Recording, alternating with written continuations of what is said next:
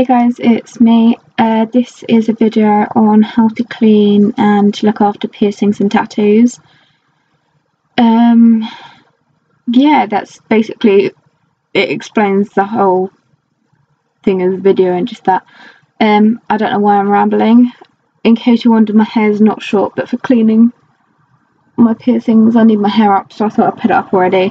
So it's just my fringy bit, which makes it kind of look like I have a bob. Let's get on with the video. I will show you about my tattoo first and then the piercings. Just for anyone who wants to know, I sometimes just go and clean my tattoos and piercings for no reason. Like, it's not that they're dirty, it's not that they've just been done or whatever. Sometimes it keeps them alive a bit more. That's what I do, that's what I feel. So yeah, that's what I do basically, I've just said. So with the tattoo, I filmed a thing of putting the cream on my tattoo. I was using E45, that's generally E45 or Bepathan, or I don't know what it's called. That's what they generally That's what they generally recommend when you've got a tattoo done. And they do recommend tattoo goo, but then they recommend that for once the tattoo's not quite healed, like once the scabbing's gone down and it's less painful. But I can show you quickly what it's like to use tattoo goo on a tattoo. I will show you on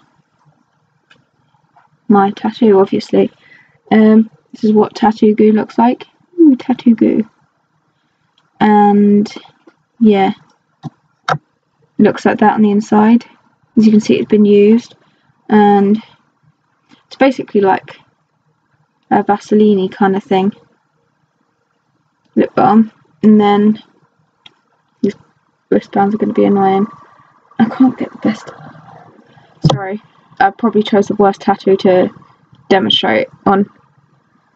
So get the tattoo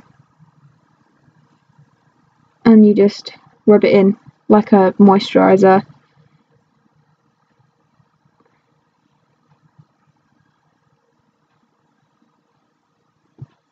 Basically, I don't know how else to explain it, and I can't really show that tattoo that well, but yeah, that's what you do. You just put it on like that, rub it in, and make sure you, like with that, it's a lot easier to make sure you only do a thin layer, because otherwise you can suffocate the tattoo, and it means it doesn't heal as well, it doesn't look as good, it doesn't, like, the colour don't last as well for as long, kind of thing. So yeah. Also, with a new tattoo, you need to clean it before you put cream on it, and that's just to get rid of any dried ink, any loose scabs. Like, you cannot pick the scabs off. Make sure you do not pick off scabs, because it will ruin your tattoo, it will make it look horrible, all that kind of stuff. And it's more likely to reduce the thing of the ink, because like if you pull a general scab off of just an injury, then it's more likely to scar than if you were to leave it to heal on its own. So with this, it's like you're more likely to affect the skin underneath the scab you're pulling off, which in turn affects the ink because the ink is in the skin, that kind of thing. But I didn't show me cleaning my tattoo because I'd just come out of the shower afterwards, but you need to clean it just generally with a flannel, no soaps or anything, just what flannel. I mean, sometimes people say like a sensitive soap with no additive-y kind of things in it, no like scents or anything like that, but I don't. I like to just clean it off with just a general wet flannel. Make sure it's bone dry before you put any cream on, and then make sure that it's completely, like, there's no excess cream once it's done. So you just pat it off with a tissue. But yeah, so here's a video of how to clean a tattoo. So this is how I look after my tattoo. I have some random spots. I don't know why they're there, but they are. And it's typical that it's just before I'm filming this. And also, sorry, it looks a bit gross because it's not completely 100% fully healed, so it's a bit like scabby there. But anyway, I use E45 cream until all the scabs have gone. Excuse the toilet rolls in the background. But yeah, I will show you how to use it. Before you put the cream on, you need to make sure your tattoo is completely dry. And the way I dry it is I pat it, so that way you're not pulling off any scabs.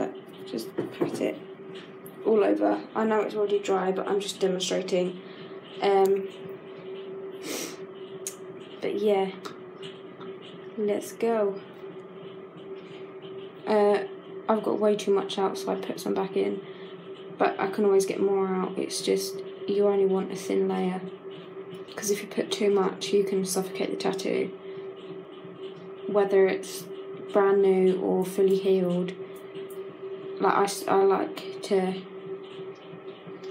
cream all of my tattoos, whether they're healed or not, just sometimes.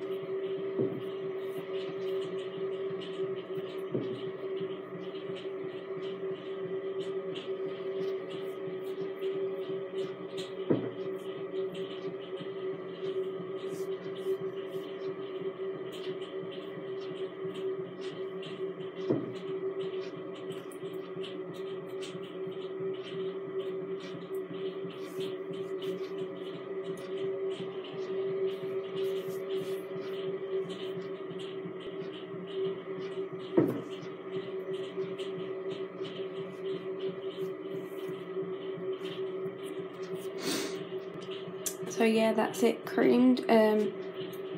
I kept like filming other things by accident, and I know, oh sorry. Yeah, I kept filming other things by accident, and I know that I kept like messing up, but it's hard to concentrate on filming and creaming a tattoo. But before I finish, just to make sure that you haven't overly creamed your tattoo, what I like to do is dab it with tissue just to get any excess off, so it's less likely to suffocate the tattoo. And generally I prefer to do it with kitchen roll, but I forgot to bring any, so I'm just going to do it with toilet tissue. I prefer to do it with kitchen roll. The only reason is because it's less likely to leave little bits of fluff, and especially when a tattoo is scabbing, you don't want bits of fluff caught in the scabs. And you pat, like I said, with cleaning, just so it saves you accidentally knocking off any scabs or anything.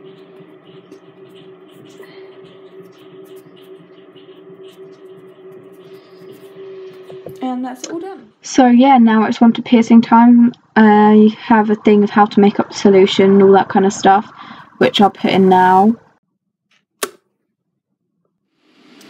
Yeah, as you can tell, these are very used. I have so many of these packaged stuff, so I'm just showing you the instructions. Different places say different things about what to do. but I'm showing you what I do. So 8 granules, which is going to be hard to do with one hand, and I do it in a measuring jug. 2, 3,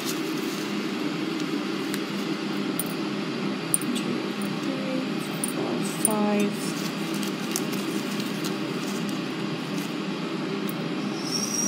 6, 7,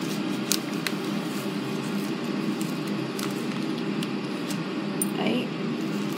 And then the kettle's going, so I'll put the boiling water in a minute, and then you have to mix it until it dissolves.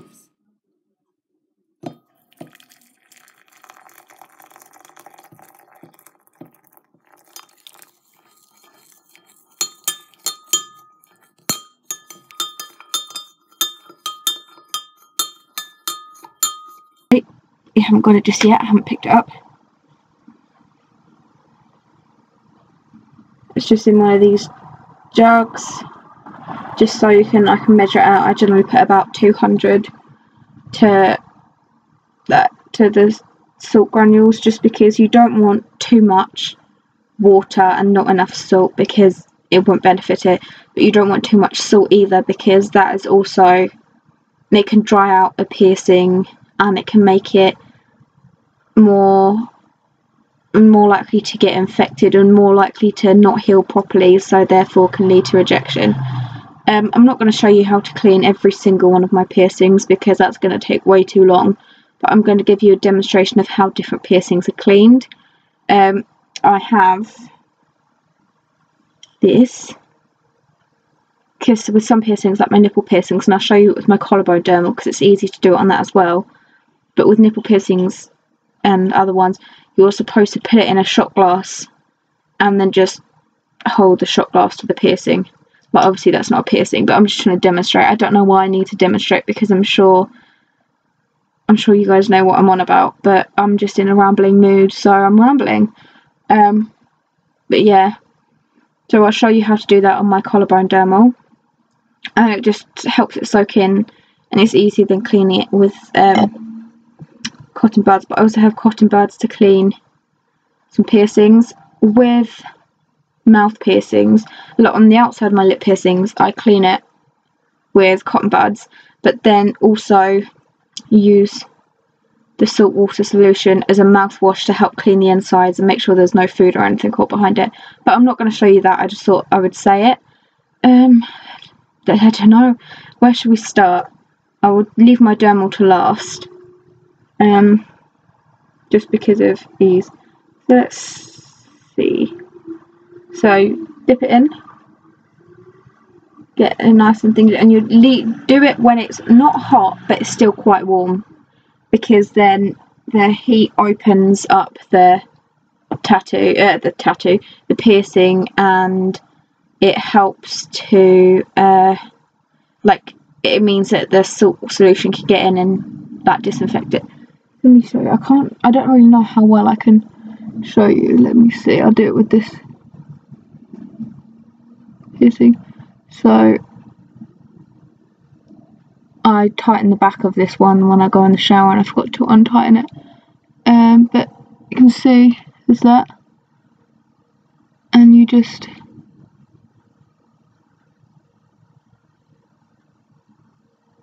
go around it as much as possible.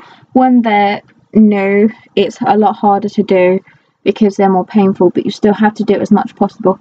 Don't move the piercing, don't twist it, don't turn it, don't push it forwards or backwards, as much as possible, because if you break the scab and pull it off or whatever by accident, or you just decide to pick a scab off, it means that the piercing site's going to be more sensitive, it's going to heal a lot slower, you're going to have more problems with it, all that kind of stuff. So you want to make sure that you're looking after it as well as possible. And even though a lot of places say, oh, you must twist the piercing, don't, because it means that infections and stuff are more likely to get in, especially if you're touching it with dirty hands. You're going to get infections in it, you're going to probably have to have it taken out, or it's just going to take a long time to heal. Luckily I've never had that problem, but I know a lot of people who have, and it's not that great. Also, make sure you do not double dip. I've used this end, Look, and what I do sometimes, just so I don't forget, is I fold the end over, so it's on the top half that is folded, so it means that that top one's been used, but the bottom one hasn't. But if you double dip, then you get germs from the piercing in the solution that you're going to use for other piercings.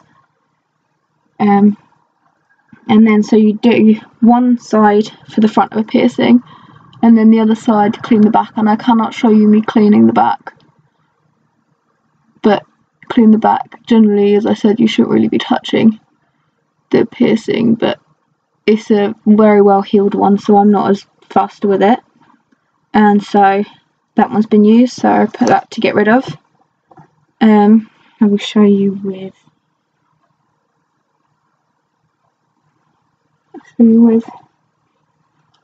my Dave, which is this heart-shaped one here. So it's all put in, and so look, I'm not going to touch this one, I'll move it. You put the thing onto the piercing, you can see the piercing moving a little bit, but kind of has to get in front and behind of the piercing.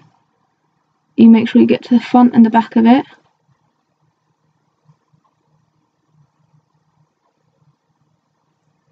Then that's that end done. Dip it again. And this one you really can't see because this bit's like literally in my ear. You can see the thingy, but you got to make sure you get it really well. And for newer piercings, you'll probably want to be doing this a lot longer, but there. Is that all done? No. I'll show you the outside of my lip piercing, and then I'll show you my chest dermal, and then I'll show you my collarbone dermal and how I do that. Like, you do each lip piercing with just one, but I'm just going to do one. And with these ones, you can kind of push it out a bit with your mouth, but try not to move it too much.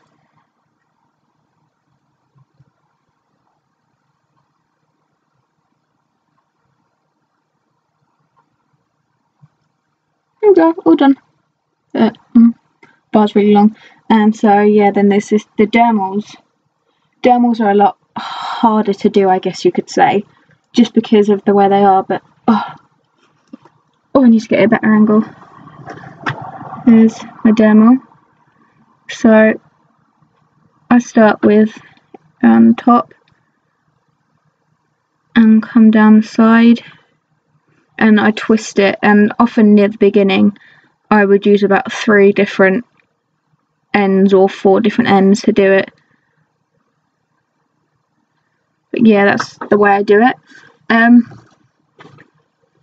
Also, sometimes I did like to soak it, but because of where it is, if I were to put the shot glass or the egg cup there, it's just the whole thing's gonna, like, the water's gonna go all the way down my cleavage, and that's not gonna be comfortable.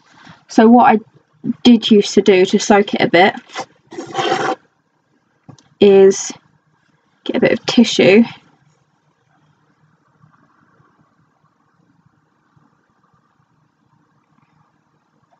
and wet the tissue. I'd put tissue underneath and then just put the tissue over the piercing, just so then there's and push it in so liquid does leak out and it goes into the piercing and it gets properly into the piercing site. So it's kind of like using a shot glass, but with some piercings you can't as much. But with all piercings, like especially when they're not as new, so they're almost healed, try and make sure you dry them afterwards, so they're, you know, I don't know, it's just better to dry them afterwards. And when you do use tissue, don't use anything like toilet roll, because that will disintegrate and it will get things into your healing piercing, and you don't particularly want that. So I use kitchen roll, it doesn't really disintegrate as much, and I avoid the raggedy edges. So now I just sort of dab it to dry it off. And generally I would leave the tissue on for a lot longer, but I'm just showing you a quick demonstration. Well, ish. And lastly I'll show you my dermal. So you just pour some into there, and that's why I was doing that last, because there's not as much left.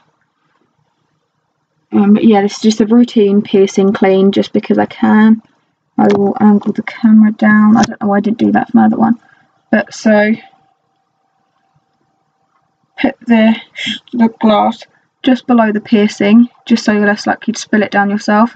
I don't trust myself. I'm going to use the same tissue just to avoid any leakages. And I will move this out the way. Yeah, don't ask. And basically you flip it up. Oops, I've just already spilled some on myself. You have to do it quick. And now it's over my piercing. You can see if I move it, kind of the liquid in it.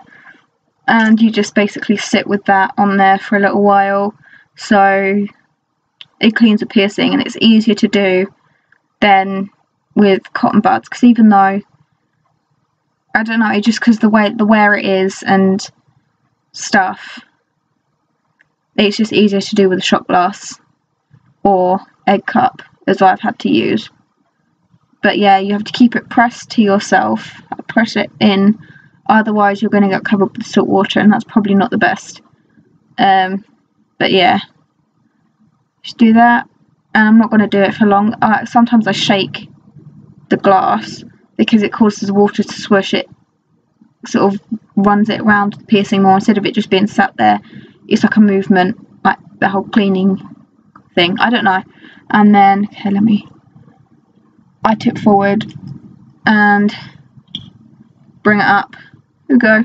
Shot glass still got stuff in it. Then you empty it out. You do not reuse that. And is the piercing cleaned? No hassle. But yeah, so that's how I clean my piercings and tattoos. Sorry, shaking.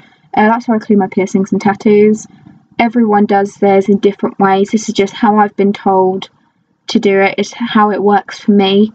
I've never had any problem due to cleaning and putting cream on or anything, so this is why I'm sharing with you what I do. And I've had a few people like, how do you look after all those piercings? Like, I don't even know what to do with one piercing, let alone like hundreds.